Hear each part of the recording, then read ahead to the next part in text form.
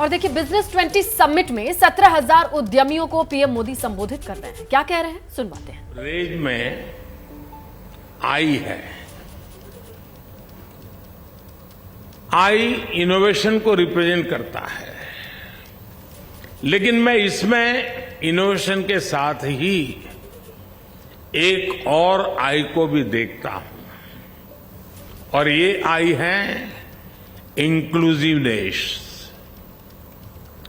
हमने African union को भी G20 की स्थायी सदस्यता के लिए इस विजन के साथ इनवाइट किया।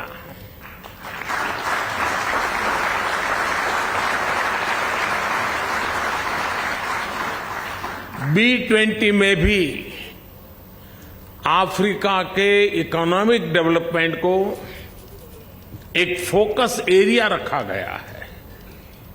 भारत का मानना है कि ये फोरम अपनी अप्रोच में जितना इंक्लूसिव होगा, उतना ही बड़ा इसका इम्पैक्ट होगा।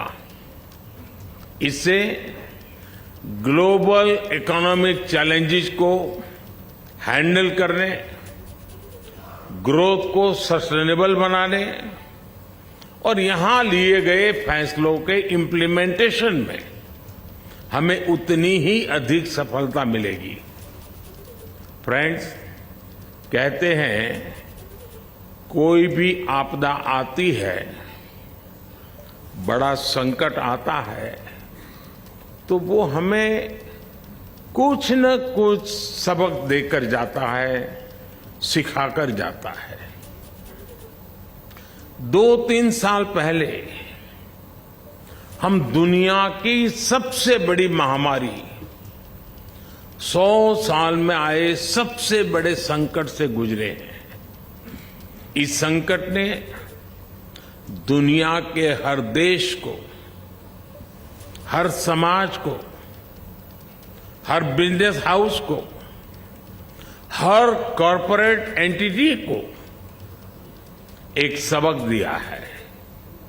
सबक ये कि हमें अब जिस चीज पर सबसे ज्यादा इन्वेस्ट करना है, वो है आपसी विश्वास, म्यूचुअल ट्रस्ट।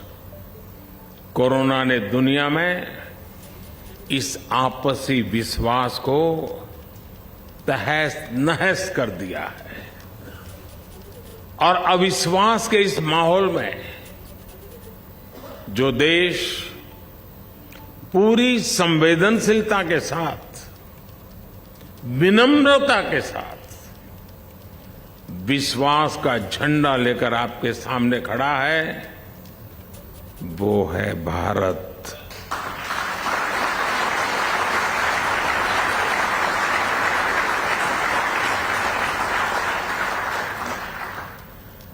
सौ साल के सबसे बड़े संकट में भारत ने जो चीज दुनिया को दी,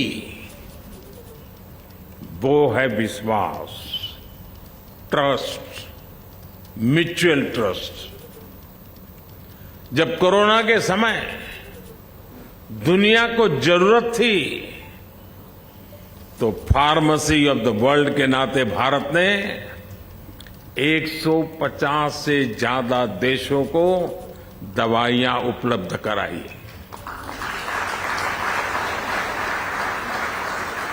जब दुनिया को कोरोना की वैक्सीन की जरूरत थी, तो भारत ने वैक्सीन का प्रोडक्शन बढ़ाकर करोड़ों करोड़ों लोगों की जान बचाई।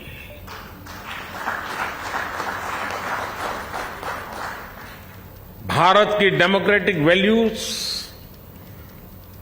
भारत के एक्शन में दिखती है, भारत के रिस्पांस में दिखती है। भारत की डेमोक्रेटिक वैल्यूज देश के 50 से ज्यादा शहरों में हुई G20 की बैठकों में दिखाई देती है, और इसलिए भारत के साथ आपकी पार्टनरशिप बहुत महत्वपूर्ण है।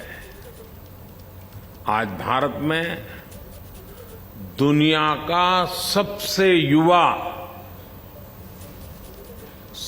युवा टैलेंट है। आज भारत इंडस्ट्री 4.0 के इस दौर में डिजिटल रिवॉल्यूशन का चेहरा बना हुआ है। भारत के साथ जितनी आपकी दोस्ती मजबूत होगी, उतनी ही समृद्धि दोनों को मिलेगी। You all know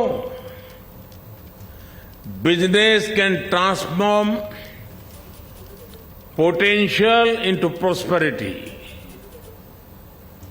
obstacles into opportunities, aspirations into achievements. Whether they are small or big, global or local, business can ensure progress for everyone.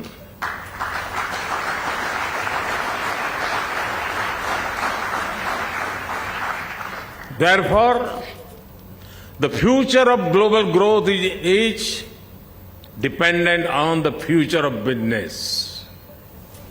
Friends, कोविड-19 से पहले और कोविड-19 के बाद की दुनिया बहुत बदल गई है।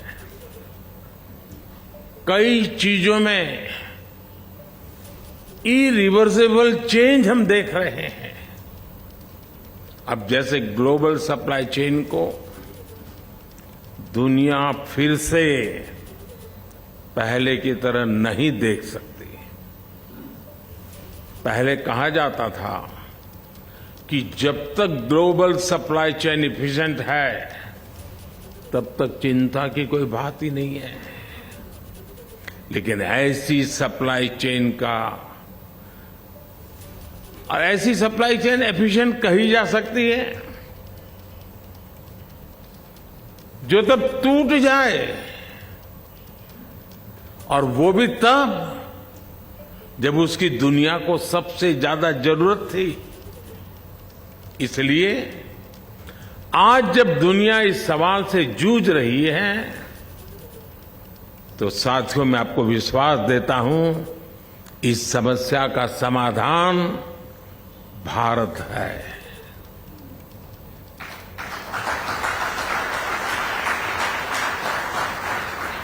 एक एफिशिएंट और ट्रस्टेड ग्लोबल सप्लाई चेन के निर्माण में भारत का अहम स्थान है, और इसके लिए ग्लोबल बिजनेस को अपनी रिस्पांसिबिलिटी आगे बढ़ाकर और आगे बढ़कर के हम सबको मिलकर के उठानी होगी।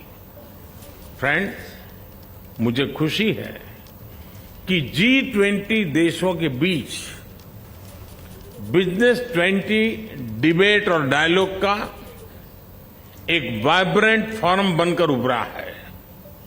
इसलिए जब इस मंच पर हम ग्लोबल चैलेंजेस के सॉल्यूशंस पर चर्चा कर रहे हैं, तब सस्टेनेबिलिटी बहुत अहम विषय है। हम सबको ये ध्यान रखना होगा कि सस्टेनेबिलिटी की बातें सिर्फ नियमों कानूनों तक सीमित न रहे, बल्कि ये रोजमर्रा की जिंदगी का हिस्सा बने, जीवन का हिस्सा बने। मेरा आग्रह ये है कि ग्लोबल बिजनेस को इससे एक कदम और आगे आना चाहिए। सस्टेनेबिलिटी अपने आप में अपॉर्चुनिटी भी है और एक बिजनेस मॉडल भी है। अब आप छोटा सा मैं उदाहरण देता हूं, मिलेट्स का उदाहरण समझ सकते हैं। इस वर्ष को UN international year of millets के रूप में मना रहा है। मिलेट्स सुपर फूड भी हैं, एनवायरमेंट फ्रेंडली भी हैं और छोटे किसानों को भी सपोर्ट करता है और इसमें फूड प्रोसेसिंग बिजनेस में भी अपार संभावनाएं हैं। यानी ये लाइफस्टाइल और इकोनॉमी हर लिहाज से विन विन मॉडल है। इसी प्रकार हम सर्कुलर इकोनॉमी को भी देखते हैं। इसमें भी बिजनेस के लिए बहुत बड़ी संभावनाएं हैं। भारत में हम ग्रीन एनर्जी पर बहुत अधिक बल दे रहे हैं। हमारा प्रयास है कि सोलर एनर्जी कैपेसिटी में जो सफलता भारत को मिली है, इसको हम ग्रीन हाइड्रोजन के सेक्टर में भी दोहराएं। भारत की कोशिश इसमें भी दुनिया को साथ लेकर चलने की है और ये कोशिश इंटरनेशनल सोलर अलायंस के तौर पर भी दिखाई देती है। फ्रेंड्स, पोस्ट कोरोना वर्ल्ड में आजकल हम देखते हैं कि अपनी हेल्थ को लेकर सभी बहुत कॉन्शियस हो गए हैं। हेल्थ कॉन्शियसनेस डाइनिंग टेबल पर तो तुरंत दिखती है। जब हम कुछ खरीदते हैं, जो खाते हैं, जो काम करते हैं, हर चीज में ये जरूर देखते हैं कि इसका हेल्थ पर क्या प्रभाव पड़ेगा। हर कोई सोचता है कि कहीं मुझे तकलीफ तो नहीं हो जाएगी, लंबे समय मुझे मुश्किल तो नहीं हो जाएगी। हमें सिर्फ आज की चिंता नहीं होती, बल्कि ये भी सोचते हैं कि आगे चलकर भी इसका क्या प्रभाव होगा।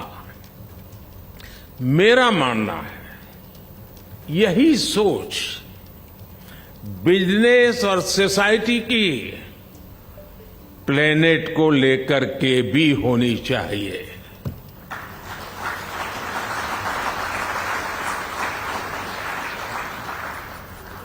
जितनी चिंता मुझे मेरे हेल्थ के लिए हो और मेरी रोजमर्रा की जिंदगी में वो मेरा तराजू हो, तो मेरे रोजमर्रा की जिंदगी में प्लेनेट को क्या इंपैक्ट होगा, उसकी हेल्थ का क्या होगा, यह भी तो हमारी जिम्मेवारी है।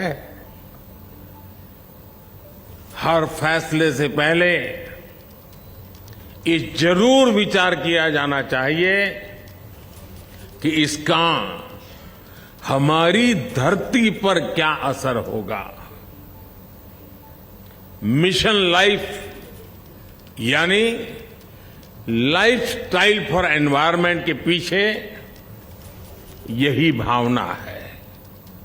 इसका मकसद दुनिया में प्रो प्लेनेट पीपल, इस प्रकार का एक समूह तैयार करना, एक आंदोलन खड़ा करना है। हर लाइफस्टाइल डिसीजन का बिजनेस वर्ल्ड पर कुछ न कुछ प्रभाव जरूर पड़ता है। जब लाइफस्टाइल और बिजनेस दोनों प्रो प्लेनेट होंगे तो अनेक समस्याएं वैसे ही कम हो जाएगी। हमें इस बात पर बल देना होगा कि अपने जीवन, अपने बिजनेस को हम कैसे एनवायरमेंट के हिसाब से डालें।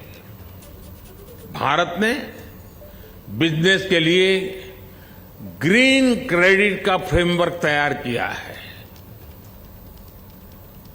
हम लोग इतने दिनों से कार्बन क्रेडिट में ही उलझे हुए हैं और कुछ लोग कार्बन क्रेडिट का मजा भी ले रहे हैं।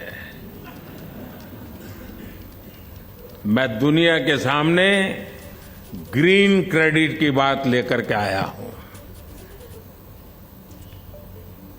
ग्रीन क्रेडिट जो प्लेनेट पॉजिटिव एक्शन पर जोर देता है।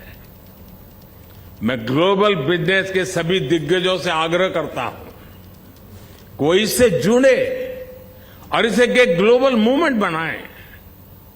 फ्रेंड्स, हम बिजनेस की ट्रेडिशनल अप्रोच पर भी विचार करना होगा। हम सिर्फ अपने प्रोडक्ट, अपने ब्रांड, अपनी सेल की चिंता तक सीमित रहे, ये काफी नहीं है। एक बिजनेस के रूप में हमें एक ऐसा इकोसिस्टम बनाने पर भी बल देना होगा जो लॉन्ग टर्म में भी लाभ देता रहे। अब जैसे भारत ने बीते समय में जो पॉलिसी इंप्लीमेंट की है, उनके कारण सिर्फ 5 वर्ष में ही लोग करीब करीब 13.5 करोड़ से ज्यादा लोग गरीबी से बाहर आए हैं।